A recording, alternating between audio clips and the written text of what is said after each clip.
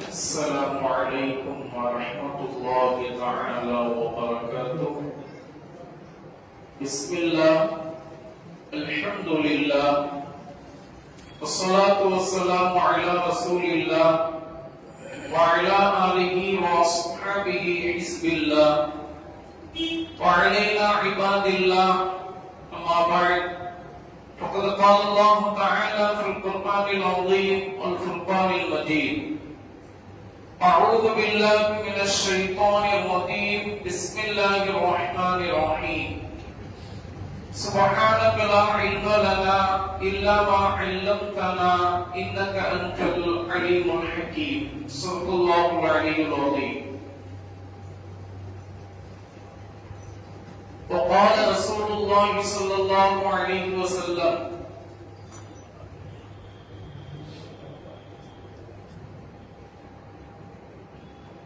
اللهم حسن خلقي وخلقي.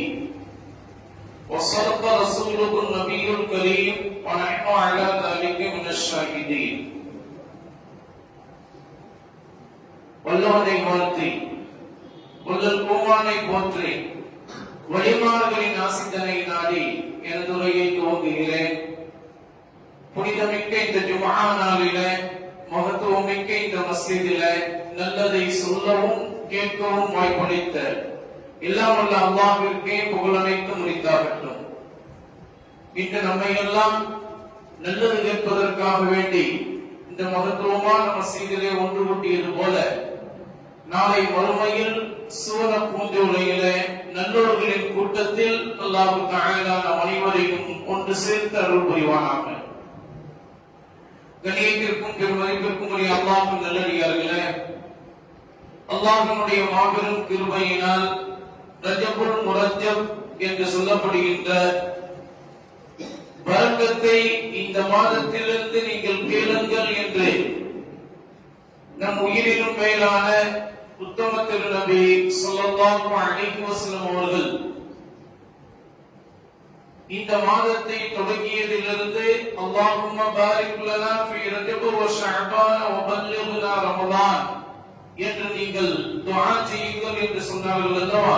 அப்படிப்பட்ட பரக்கத் பொருந்திய ரஜபுல் முரஜப் மாதத்தை நாம் எல்லாம் அடைந்திருக்கிறோம். அல்லாஹ் தஆலா இந்த மாதத்தின் புனிதத்தின் பொருட்டால் நம் அனைவருக்கும் ஈருலக நற்பாக்கியங்களை நிறைவாக நிரப்பமாக தந்தருள் புரிவானாக. கண்ணியத்திற்கும் பெருமதிப்பிற்கும் உரிய அல்லாஹ் நல்லடியார்களே, அல்லாஹ் தஆலா தனது இறையியல் தத்துவத்தை இந்த உலகத்திலே ஒவ்வொரு அத்தாட்சிகள் மூலமாக அடையாளப்படுத்தி காட்டுகிறார். எந்த ஒரு படைப்பினத்தை எடுத்துக்கொண்டாலும், எந்த ஒரு வஸ்துக்களை எடுத்துக்கொண்டாலும், எல்லாம் அல்லாஹ்வினுடைய வல்லமையை உணர்த்தக்கூடிய ஒன்றாக, அல்லாஹ் ஒருவன் இருக்கின்றான் என்பதை சாட்சிப்படுத்தும் முகமாக அல்லாஹ் தஆலா ஒவ்வொரு படைப்பையும் அழகான முறையில் படைத்து அதன் மூலம் தன்னை அடையாளப்படுத்துகிறார். அப்படி அல்லாஹ் தஆலா தன் வல்லமையை உணர்த்த, அல்லாஹ் மௌஜூதுன் பில் வஜூத் என்று சொல்லப்படுகின்ற அல்லாஹ் எக்காலத்திலும் இருக்கிறார், ஆதியும் இல்லாதவன் அந்தமும் இல்லாதவன், அவனால் படைக்கப்பட்ட நாம் தான் ஆதியும் உள்ளவர்கள் அந்தமும் உள்ளவர்கள் என்று அல்லாஹ் தஆலா தனது வல்லமையை பறைசாற்றும் முகமாக ஒவ்வொரு வஸ்துக்களையும் அல்லாஹ் தஆலா படைத்து அதை நம்முடைய அறிவின் மூலமாக சிந்தித்து விளக்க அல்லாஹ் தஆலா சொல்லி காட்டுகிறார். நமது அறிவை நாம் பயன்படுத்த வேண்டும். எப்படிங்க? அல்லாஹ் தஆலா நமக்கு கொடுத்த அறிவை நாம் பயன்படுத்த வேண்டும். அந்த அறிவால் சிந்தித்து அல்லாஹ்வை விளங்க வேண்டும். அப்படி நமக்கு முழுமையாக விளங்காவிட்டாலும் இல்லல்லாஹ் முஹம்மதுர் ரசூலுல்லாஹ் அஷ்ஹது அல்லா இலாஹ இல்லல்லாஹ் வஹ்தஹு லா ஷரீக லஹ் வ அஷ்ஹது அன்ன முஹம்மதன் அப்துஹு வ ரசூலுஹு என்ற திருக்கலிமாவை சொல்லி நம்முடைய உள்ளத்தால் உண்மைப்படுத்தி நாவால் ஒழித்து அதை சொல்லக்கூடியவர்களாக நாம் இருக்க வேண்டும். அது எப்படி? நம்முடைய அறிவால் நாம் விலகிக் கொள்ள முடியவில்லை என்றால் எப்படி ஏற்றுக்கொள்வது என்று நம்முடைய அறிவின் மூலம் நாம் ஒரு கேள்வியை கேட்கலாம் இல்லையா? என்னங்க சிலர் இப்படி சொல்லிட்டீங்க, அல்லாஹ் தஆலாவை அறிவால் விலகி ஏற்றுக்கொள்ள வேண்டும் என்று முதலில் சொன்னீர்கள். சரி, நம்முடைய அறிவு அதை விளங்கவில்லை என்றாலும் நாம் ஏற்றுக்கொள்ள வேண்டும் என்று சொல்கிறீர்களே, அது எப்படி? நம்முடைய அறிவிற்கு விளங்கவில்லை என்றால் நாம் எப்படி ஏற்றுக்கொள்ள வேண்டும்? அதுதான் ஈமான். காரணம் என்ன தெரியுமா? அல்லாஹ் தஆலா நமக்கெல்லாம் அல்லாஹ் படைத்த படைப்பினங்களிலேயே சிறந்த படைப்பாக மனித இனத்தை அல்லாஹ் தஆலா ஆக்கி தந்திருக்கிறார். மற்ற எல்லா படைப்புகளும் மனித இனத்திற்கு அடுத்த அந்தஸ்து பெற்றது. எல்லா படைப்பினங்களுக்கும் அல்லாஹ் தஆலா 5 அறிவை தந்திருக்கிறார். மனித இனத்திற்கு மட்டும் அல்லாஹ் தஆலா 6 அறிவை தந்திருக்கிறார். அப்படி என்றால் அல்லாஹ்வை நம்மால் சிந்தித்து விளங்க முடியாதா என்று நமக்கு ஒரு கேள்வி எழுகிறது இல்லையா? அல்லாஹ்வை சிந்தித்து விளங்கக்கூடிய அளவிற்கு நம்முடைய அறிவு பரிபூர்ணமானது கிடையாது. நம்முடைய அறிவிலே குறுமதி என்று உண்டு. குறுமதி தான் நம்முடைய அறிவு. எல்லாம் நான் விளங்கிவிட்டேன், எல்லாம் எனக்கு விளங்கும், எல்லாம் எனக்கு தெரியும் என்று சொன்னால் யார் சொல்கிறாரோ அவர்தான் முட்டாள். காரணம் என்ன தெரியுமா? மனிதனுக்கு அல்லாஹ் கொடுத்த இல்மு என்கின்ற அந்த அறிவாற்றலை அல்லாஹ் தில்லத் என்றுதான் சொல்லி தருகிறார். தில்லத் என்றால் குறைவு. குறைமதியாளர் தான் மனிதன். உமா ஊதீதும் மினல் இல்மி இல்லா கலீலா அல்லாஹ் தஆலா சொல்லி காட்டுகிறார். உங்களுடைய அறிவு கொஞ்சம் தான் கொடுக்கப்பட்டிருக்கிறது. அறிவியல் வளர்ச்சியில ஆய்வு செய்த ஆராய்வாளர்கள் சொல்லித் தருகிறார்கள், இந்த உலகத்திலேயே ஒவ்வொரு மனிதனுக்கும் கொடுக்கப்பட்ட அறிவை யாரும் பரிபூர்ணமாக இன்னும் பயன்படுத்தவே இல்லை. ஒரே ஒரு மனிதரை தவிர. அவர் கூட 100% 18% தான் பயன்படுத்தி இருக்கிறார். அவரை தவிர மற்ற யாருமே அந்த அளவிற்கு கூட அறிவை பயன்படுத்தியதே கிடையாது என்று அறிவியல் ஆராய்ச்சியாளர்கள் சொல்லி காட்டுகிறார்கள். நீங்கள் வேண்டுமானாலும் கூகுளிலும் மற்ற ஆய்வு சம்பந்தப்பட்ட நூலகங்களிலும் நீங்கள் ஆய்வு செய்வதற்கு அந்த புத்தகங்களை திறந்து பாருங்கள். அப்படி அந்த ஒரு மனிதர் யார் என்று கேட்டால், அறிவியல் வளர்ச்சியில அவர்கள் சொல்கிறார்கள் 18% பயன்படுத்திய ஒரே ஒரு அறிவியல் மாமேதை ஐசக் நியூட்டன்.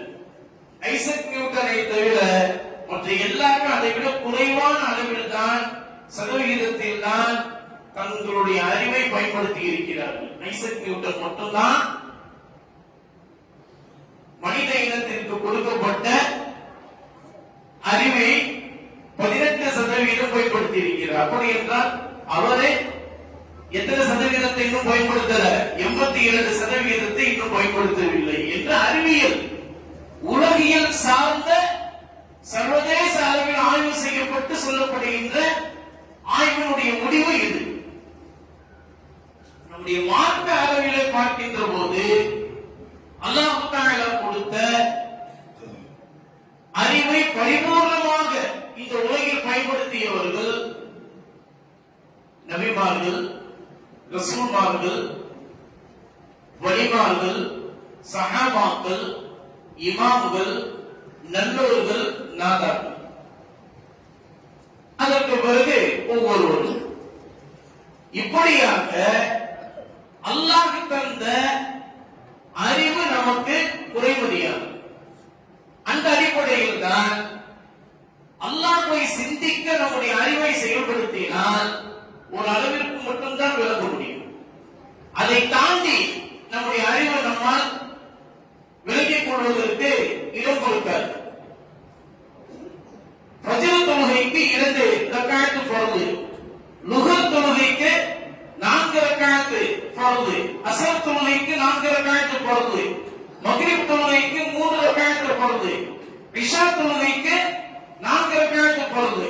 இப்போ ஒருவர் சொல்கிறார், சார் தொழுகை நன்மைக்குரியது தானே, நான் அதிகமா தொழுகிறேன், ஃபஜ்ர் தொழுகை நான் 6 ரக்அத் தொழுகிறேன், இன்னையிலிருந்து லுஹர் தொழுகையை நான் 10 ரக்அத் தொழுகிறேன், அஸ்ர் தொழுகையை நான் 12 ரக்அத் தொழுகிறேன், மக்ரிப் தொழுகையை 5 ரக்அத் தொழுகிறேன், இஷா தொழுகையை 8 ரக்அத் தொழுகிறேன் அப்படின்னு சொல்லி ஒருத்தர் ஃபர்து இஷாவுடைய பொழுது நான் 8 ரக்அத் தொழுகின்றேன் அப்படின்னு நியத்து ஒரு தொழுதா அந்த தொழுதுதான் அவர் கருதப்படுமா?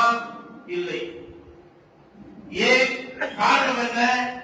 இஷா தொழுகை ஃபர்து என்றால் 4 ரக்அத் தான், மக்ரிப் தொழுகை 3 ஃபர்து என்றால் 3 ரக்அத் தான், அஸ்ர் தொழுகை 4 என்று சொன்னா 4 ரக்அத் தான், லுஹர் தொழுகை 4 னா 4, ஃபஜ்ர் தொழுகை 2 னா 2. இந்த இடத்தில் யாரும் ஏன், எதற்கு, எப்படி என்று கேள்வி கேட்கவே முடியாது. காரணம் என்ன தெரியுமா? நம்முடைய அறிவு குறைவானது. அதனால்தான் அல்லாஹ் தஆலா குர்ஆனை திறந்து பாருங்கள், சூரத்துல் ஃபாத்திஹாவிற்கு அடுத்து வரக்கூடிய சூரத்துல் பக்ராவிலே முதல் வசனமாக அல்லாஹ் தஆலா அலிஃப் லாம் மீம் என்று சொல்லி காட்டுகிறார். அலிஃப் லாம் மீமிற்கு அர்த்தம் தெரியுமா? யாருக்கும் தெரியாது. குர்ஆனுடைய விரிவுரைகளில் அத்தனை விரிவுரைகளிலும் அல்லாஹ் அஅலமு பிமுராதிஹி பிதாலி, அல்லாஹ் மட்டும்தான் இதை அறிந்து கொள்வார், வேறு யாராலும் அறிந்து கொள்ள முடியாது. எந்த ஒரு கொம்பன் வந்தாலும் சரி, எந்த ஒரு மாவேடை வந்தாலும் சரி, அதற்கு அர்த்தம் சொல்ல முடியாது. அப்ப குர்ஆனுடைய தொடக்கத்திலேயே அல்லாஹ் தஆலா சொல்லி காட்டுகிறான், உன்னுடைய அறிவு குறைவானது, உன்னுடைய தலையை நிமிர்த்தி நெஞ்சை நிமிர்த்தி நீ நிற்காதே, தலையை குனிந்து நெஞ்சை சாய்த்து நீ நில்லு, அதுதான் மனிதனுடைய உயர்ந்த பண்பு என்று அல்லாஹ் தஆலா குர்ஆனுடைய தொடக்கத்திலேயே சொல்லி காட்டுகிறார். குர்ஆனுடைய இறுதி சூரா, கடைசி சூரா சூரத்துன் நாஸ். எப்போது தலையை குனிந்து பணிவோடு நாம் நினைக்கின்றோமோ அப்போதுதான் மனிதனாகவே நீ ஆகின்றாய் என்று உணர்த்தும் விதமாக அல்லாஹ் தஆலா குர்ஆனிலே 114 சூறாக்களில் கடைசி சூறாவாக சூரத்துன் நாஸை அல்லாஹ் தஆலா ஆக்கி தந்து நமக்கு உணர்த்தி காட்டுகிறார். இப்படியாக அல்லாஹ் தஆலா தன்னுடைய இறையியல் தத்துவத்தை, தன்னுடைய வல்லமையை உணர்த்தும் விதமாக அல்லாஹ் தஆலா சொல்லி காட்டுகிறார். அதை ஒவ்வொருவரும் கட்டாயமாக விளங்கிக் கொள்ள வேண்டும். அந்த வகையில கடந்த 10 நாட்களுக்கு முன்பாக மிகப்பெரிய ஒரு டிஸ்கஸ், சர்வதேச அளவில், உலகளாவிய அளவில் எல்லோரும் அந்த காணொளியை, வீடியோவை பார்த்தார்கள்.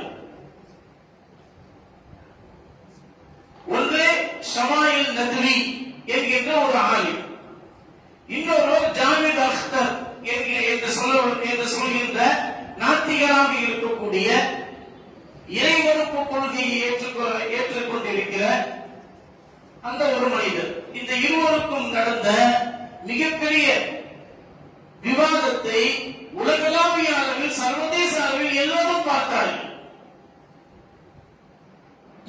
அந்த விவாதத்தினுடைய அடிப்படையே என்ன என்று சொன்னால், இங்கு இறையியல் தத்துவத்தை உணர்த்துவதற்காக வேண்டித்தான் நாம் இங்கு அமர்ந்திருக்கிறோம்.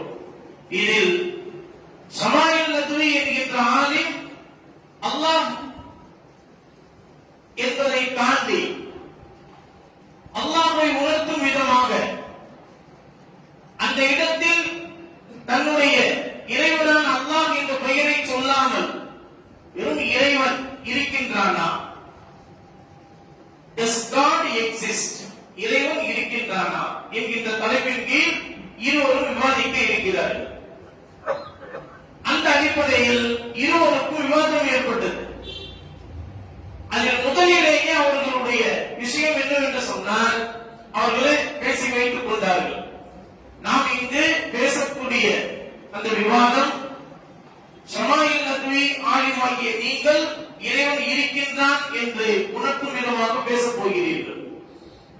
நான் இந்த உலகில் இறைவன் கிடையாது, உலகம் அப்படியே இயற்கையால் உண்டானது, இந்த உலகத்திலே பார்க்கக்கூடிய அனைத்துமே இயற்கையால் எல்லாம் ஆனது என்று உணர்த்தும் விதமாக நான் பேசப் போகிறேன் என்று சொல்லி ஜாவித் அக்தர், அதுபோல இந்த பக்கம் ஷமாயில் நத்வி என்கின்ற ஆலிம் பெருந்தகை இருவரும் விவாதிக்கின்றார்கள்.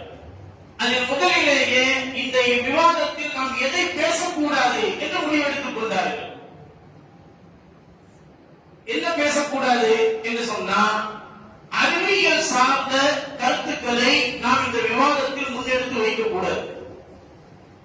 அறிவியல் சார்ந்த கருத்து ஏன் எடுத்து வைக்கக்கூடாது? காரணம் என்ன என்று சொன்னால், சயின்ஸின் மூலமாக இறைவன் ஒருவன் இருக்கிறானா இல்லையா, இருக்கிறான் என்பதற்கும் இல்லை என்று சொல்வதற்கும் இரண்டுக்குமே அந்த ஆதாரம் அறிவியலின் மூலமாக காட்ட முடியாது என்று நேஷனல் அகாடமி ஆஃப் சயின்ஸ் என்று சொல்லப்படக்கூடிய அமெரிக்காவில் உள்ள அறிவியல் துறைமுகத்தின் மூலமாகவே கடைசி தீர்வாக சொல்லப்பட்டுவிட்டது. அந்த அறிவியல் மூலமாக நாம் இறைவன் இருக்கிறான் என்பதையும் இறைவன் இல்லை என்பதையும் நிரூபிக்க முடியாது. அதனால் அறிவியல் கருத்துக்களை இங்கு கொண்டு வரக்கூடாது. இது போன்ற வேதங்கள் சொல்லக்கூடிய கருத்துக்களையும் இங்கு கொண்டு வரக்கூடாது. அதுபோல காட்சி, இறைவன் இருக்கிறானா எங்கே காட்டுங்கள் என்று சொல்லக்கூடிய அப்சர்வேஷன் என்று சொல்லப்படுகின்ற அந்த காட்சி மூலமாக காட்சிப்படுத்தக்கூடிய அந்த விஷயத்தையும் இங்கு நீங்கள் கொண்டு வரக்கூடாது. இங்கு பேசக்கூடிய அனைத்துமே அறிவு தளத்தில் நின்று பேச வேண்டும். நீங்கள் இறைவன் இருக்கிறான் என்பதற்கு சொல்ல வேண்டும், நான் இறைவன் இல்லை என்று சொல்வதற்கு நான் பேச வேண்டும். இப்படித்தான் நம்முடைய பேச்சு இருக்க வேண்டும் என்று முதலிலேயே ஆரம்பத்திலேயே அவர்கள் முடிவு செய்து கொண்டார்கள். அந்த வகையில ஜாவித் அக்தர் என்று சொல்லப்படக்கூடிய நாத்திகர் அவர் சொன்னார், கடவுள் என்று ஆரம்ப காலகட்டத்தில் இருந்து ஒவ்வொருவரும் பல்வேறு கொள்கைகளை அவர்கள் சொன்னார்கள். ஒரு சிலர் ஓரிரை கொள்கை என்று சொன்னார்கள், ஒரு சிலர் ஈரிரை கொள்கை என்று சொன்னார்கள், ஒரு சிலர் திரியேகத்துவம் என்று சொன்னார்கள், ஒரு சிலர் மனிதர்களையே கடவுளாக ஆக்கிக் கொண்டார்கள். இப்படியாக ஒவ்வொரு காலகட்டத்திலும் கடவுள்களை இதுதான் என்று அவர்கள் சுட்டிக்காட்டாமல் ஒவ்வொருவரும் அவரவர்களுடைய அறிவுக்கு ஏற்ப மாற்றிக்கொண்டே இருக்கிறார்கள். ஆதலால் கடவுள் இல்லை என்றுதான் நீங்கள் சொல்ல வேண்டும். அதுபோல கண்மூடித்தனமாக ஏற்றுக்கொள்ளக்கூடிய ஃபேத் என்று சொல்லப்படுகின்ற ஈமானுடைய நம்பிக்கையின் அடிப்படையில் இங்கு நீங்கள் பேசக்கூடாது. இங்கு அதை நிரூபிக்கவும் கூடாது. இங்கு நாம் பேசுகின்ற அனைத்து கருத்துக்களும் பிலீஃப் என்று சொல்லப்படுகின்ற ஆதாரப்பூர்வமாக சொல்லக்கூடிய அந்த நம்பிக்கையின் அடிப்படையில் சொல்லக்கூடிய இறையியலை தான் இங்கு நாம் பேச வேண்டும் என்றெல்லாம் அவர் பேசிக் கொண்டிருந்தார். அதற்கு பதில் தரும் விதமாக ஷமாயில் நத்வி அவர்கள் சொன்னார்கள், உலகை ஒரு நோக்கத்திற்காக வேண்டி படைத்த இறைவனுக்கே எல்லா புகழும். அவர்கள் ஆரம்பித்த அந்த விவாதத்தினுடைய தொடக்கமே உலகை ஒரு நோக்கத்திற்காக படைத்த இறைவனுக்கே எல்லா புகழும் என்று தொடங்கி அவர் சொன்னார், காலியாக இருக்கக்கூடிய ஒரு மைதானத்தில் ஒரு பந்து கிடைக்கிறது.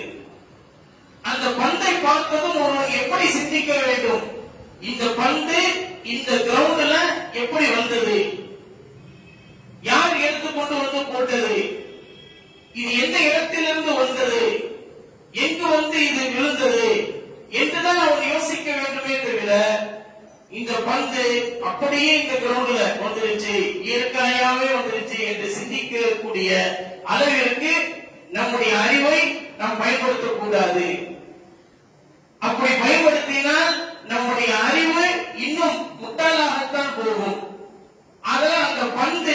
எப்படி வந்தது?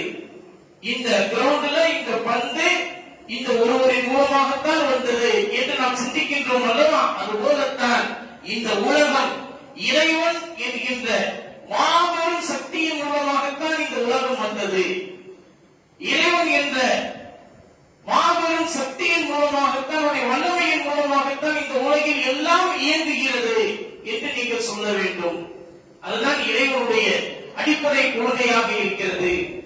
அது மட்டுமல்லாமல் எல்லா நேரத்திலும் ஒரு இருப்பு இல்லாமல் எந்த இடமும் இயங்காது இல்லையா? நம்மளே ஒரு நிர்வாகம் நாம் நடத்துகிறோம் என்று சொன்னா நிர்வாகத்தின் கீழே இருக்கக்கூடிய அடிப்படையான பேசிக் இருப்பு என்று இருக்க வேண்டும். இருப்பு என்று இருந்தால்தான் அந்த நிர்வாகமே அங்கு செயல்படுத்த முடியும் இல்லையா? அப்ப அந்த வகையில் இருப்பு என்று இருக்கக்கூடியவன் தான் அல்லாஹ் மௌஜூதும் பில் வுஜூத். அல்லாஹ் எப்போதும் இருக்கிறான் என்று சொல்லப்படக்கூடிய அந்த வல்லமையை உணர்த்தக்கூடிய விதத்தில் இருப்பு இருந்தால்தான் எல்லாம் இயங்கும் என்ற அடிப்படையில் பார்க்கிற போது இறைவன் ஒருவன் இருந்தால்தான் இந்த உலகம் இயங்க முடியும் என்ற முடிவிற்கு நாம் வர வேண்டும்.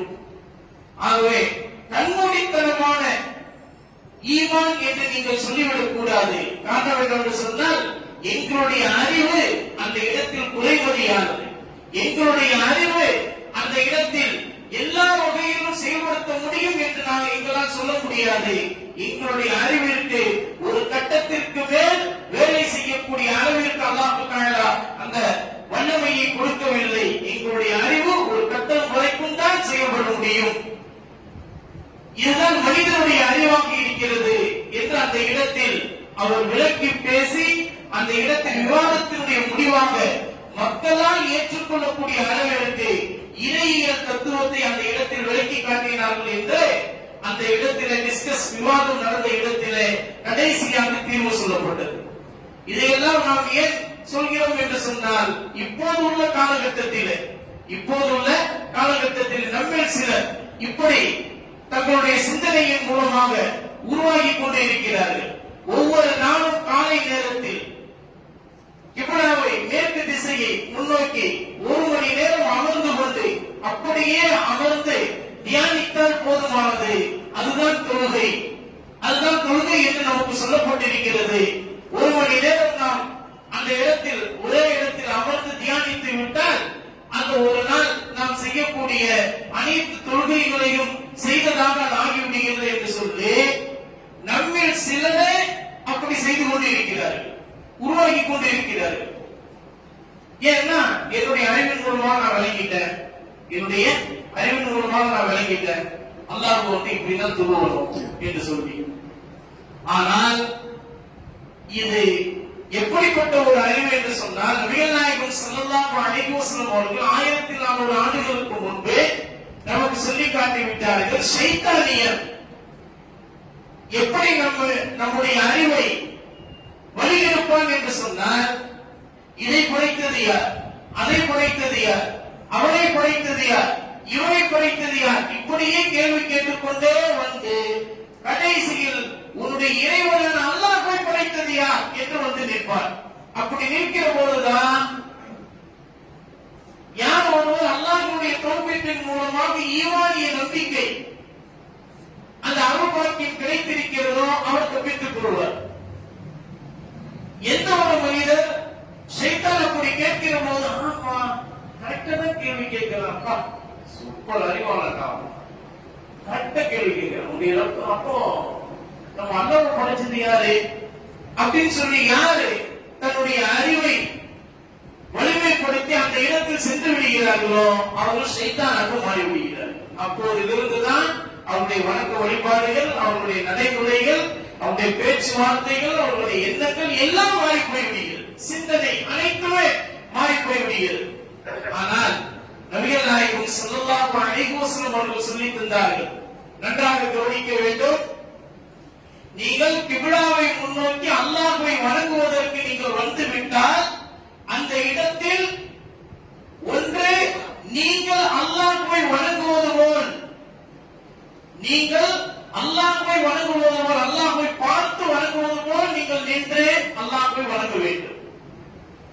அல்லாஹ்வை நான் பார்க்கிறேன், நேர்ல கிப்லா நோக்கி அல்லாஹ் நான் பார்த்துக்கிட்டு இருக்கேன் அப்படிங்கிற அந்த அந்தஸ்தில் வந்து நீங்கள் அல்லாஹ்வை வணங்க வேண்டும். அப்படி முடியவில்லை என்று சொன்னால், அல்லாஹ் என்னால பார்க்க முடியல அப்படின்னு சொன்னா, அந்த ஒரு அந்தஸ்திற்கு நாம் வரவில்லை என்று சொன்னால், அல்லாஹ் உங்களை பார்க்கிறான் என்ற ஒரு பயபக்தியோடு நீங்கள் அல்லாஹ்வை வணங்க வேண்டும் என்று நபிகள் நாயகம் ஸல்லல்லாஹு அலைஹி வஸல்லம் அவர்கள் சொன்னார்கள். எப்படிங்க? ஒன்றே அல்லாஹ்வை நீங்கள் பார்க்கிறீர்கள் என்று நினைத்து நீங்கள் வணங்க வேண்டும். அப்படி இல்லையா, அந்த அந்தஸ்துக்கு நம்மளாம் வரல, அதெல்லாம் வலிமார்களுடைய அந்தஸ்து, இமாம்கள், நல்லோர்கள், நாதாக்கள், அவங்க எல்லாம் வந்து அந்த ஒரு அந்தஸ்துல அல்லாஹ்வை நான் பார்த்து கொண்டு இருக்கிறேன் அப்படிங்கிற நினைக்கக்கூடிய அந்தஸ்தில் நின்று வழங்குவார்கள். எனக்கெல்லாம் அதெல்லாம் முடியாது என்று சொன்னா, அப்ப நீங்க எந்த அந்தஸ்தில் இருக்கிறீங்க? அல்லாஹ் உங்களை பார்த்துக் கொண்டு இருக்கிறான் என்கின்ற பயபக்தியோடு நீங்கள் அல்லாஹ்வை வணங்க வேண்டும். அதுதான் உண்மையான தொழுகையாக இருக்கும் என்று நபிகள் நாயகம் ஸல்லல்லாஹு அலைஹி வஸல்லம் அவர்கள் சொன்னார்கள். அந்த தொழுகை தான் உங்களுக்கு கண்குளிர்ச்சியை தரும். இன்றைக்கு நாம் ஒவ்வொரு நாளும் ஐவேளை தொழுகின்றோம். எந்த தொழுகையின் மூலம் நமக்கு கண்குளிர்ச்சி ஏற்படுகிறது? தொழுகைக்கு வந்து நின்று விட்டால், அல்லாஹு அக்பர் என்ற தக்பீர் கட்டிவிட்டால், இமாம் எப்பயா முடிப்பார், ஓதிக்கிட்டே இருக்கார், ஓதிக்கிட்டே இருக்கார், அவளுக்குதான் ஓத தெரியுமோ அப்படின்னு நம்மளே தக்பீர் கட்டிக்கிட்டே தோண்டிக்கிட்டே இருக்கிறோம். எப்போ இமாம் சலாம் கொடுத்துட்டாரோ கொஞ்ச நேரம் அவர் போய்க்கிறார். ருக்குலையும் ரொம்ப நேரம் இருக்காரு, சஜிதாலையும் ரொம்ப நேரம் இருக்காரு, அத்திகியாத்திலையும் ரொம்ப நேரம் இருக்காரு என்று நாம் புலம்பிக் கொண்டு இருக்கிறோம். அந்த தொழுகை நமக்கு கண்குளிர்ச்சியை தருமா? தராது. எந்த தொழுகை நமக்கு கண்குளிர்ச்சியை தரும்? அல்லாஹு அக்பர் என்று தக்பீர் சொல்லி கட்டிவிட்ட பிறகு எஜமானனுக்கு முன்னிலையில் நான் ஒரு அடிமையாக நிற்கிறேன் என்ற உணர்வோடு நீங்கள் வணங்குகிறீர்கள் அல்லவா? அந்த தொழுகை தான் உங்களுக்கு கண்குளிர்ச்சியை தரும். அதனால நபிகள் நாயகம் ஸல்லல்லாஹு அலைஹி வஸல்லம் அவர்கள் சொன்னார்கள், அல்லாஹ்வை நீங்கள் பார்க்கிறீர்கள் என்று நினைத்துக் கொண்டு நீங்கள் வணங்குங்கள், அது சிறந்த தொழுகை. அப்படி இல்லையா, அல்லாஹ் உங்களை பார்த்துக் கொண்டு இருக்கிறார் என்கின்ற ஒரு எண்ணத்தோடு நீங்கள் வணங்குங்கள், அதுவும் உங்களுக்கு சிறந்த தொழுகையாக இருக்கிறது. இந்த இரண்டும் இல்லாமல் நான் யாரோ நம்மை பார்த்து இவர் ஒரு தொழுகையாளி, இவர் ஒரு தர்மகர்த்தா, இவர் ஒரு நலாமல் செய்யக்கூடியவர், இவர் ஒரு நமாசி, இவர் ஒரு பேநமாசி என்று சொல்வதற்காக வேண்டி, வீண் பகட்டுக்காக வேண்டி தொழுகக்கூடியவர்களாக நாம் இருக்கக்கூடாது. எந்த ஒரு தொழுகை நமக்கு கண்குளிர்ச்சியை தருமோ அந்த தொழுகை தான் இந்த இம்மையிலும் சரி, நாளை மறுமையிலும் சரி நம்மை காப்பாற்றக்கூடிய தொழுகையாக இருக்கும். சிராத்துல் முஸ்தகீமை கடந்து சொர்க்கத்தை நாம் அடைய வேண்டும் என்று சொன்னால், எந்த தொழுகையின் மூலம் நமக்கு கண்குளிர்ச்சி ஏற்படுகிறதோ அந்த தொழுகை தான் நம்மை சொர்க்கத்திற்கு அழைத்து செல்லும். எந்த தொழுகையின் மூலம் நமக்கு கண்குளிர்ச்சி ஏற்படுகிறதோ அந்த தொழுகை தான் நம்முடைய இல்லத்திற்கு, நம்முடைய வீட்டிற்கு பரக்கத்தை ஏற்படுத்தி தரும். எந்த தொழுகை நமக்கு கண்குளிர்ச்சியை தருகிறதோ அந்த தொழுகை தான் நமக்கு நம்முடைய பொருளாதாரத்திலே, நம்முடைய வியாபாரத்திலே, நம்முடைய தொழில்துறையிலே அத்தனை விதமான எல்லா விதமான பொருளாதாரத்தினுடைய அனைத்து விஷயங்களிலும் வழக்கத்தை ஏற்படுத்தி தரும். எந்த தொழுகை நமக்கு கண்குளிர்ச்சியை தருகிறதோ அந்த தொழுகை தான் நம்முடைய எண்ணங்களை சரியாக்கும், நம்முடைய உள்ளத்தில் ஏற்படக்கூடிய எண்ணங்களை சரியாக்கும், நம்முடைய உடல் உறுப்புகள் மூலமாக வெளிப்படுத்தக்கூடிய செயல்களை நல்லதாக ஆக்கும், தீயவைகளை நம்மை விட்டு தடுக்கும். இன்ன ஸலாத்த தன்ஹா அனில் ஃபஹ்ஷாஇ வல் முன்கர் என்று அல்லாஹ் தஆலா சொல்லி காட்டினான் அல்லவா? இந்த தொழுகை உங்களுக்கு மானக்கேடான தடுக்கப்பட்ட விஷயங்களை விட்டு உங்களுக்கு தடுக்கிறது என்று சொன்னான் அல்லவா? அந்த ஒரு தொழுகையாக நம்முடைய தொழுகை இருக்கும். இன்ஷா அல்லாஹ் அப்படிப்பட்ட தொழுகையை தொழக்கூடிய நன்மக்களாக அல்லாஹ் தஆலா நம் அனைவரையும் ஆக்கி அருள் புரிவானாக. நம்மை படைத்த இறைவனுடைய அந்தஸ்தை விளக்கி அமல் செய்யக்கூடிய தௌஃபீக்கை அல்லாஹ் நம் அனைவருக்கும் தந்தருள் புரிவானாக. நபிகள் நாயகம் ஸல்லல்லாஹு அலைஹி வஸல்லம் அவர்கள் மீது ஸலவாத் சொல்லக்கூடிய நாவை அல்லாஹ் தஆலா நம் அனைவருக்கும் தந்தருள் புரிவானாக.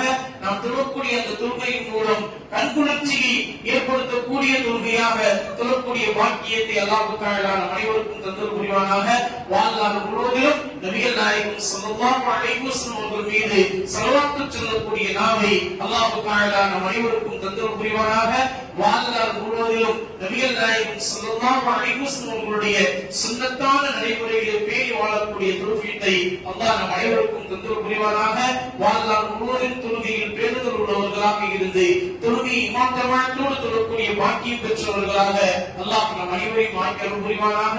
வாழ்நாள் முழுவதிலும் நபிகள் நாயகம் ஸல்லல்லாஹு அலைஹி வஸல்லம் அவர்கள் இதை கொண்டெல்லாம் அல்லாஹ்விடம் உதவி தேடினார்களோ அதை கொண்டெல்லாம் நாமும் உதவி தேடக்கூடிய தௌஃபீக்கை அல்லாஹ் நம் அனைவருக்கும் தந்தல் புரிவானாக.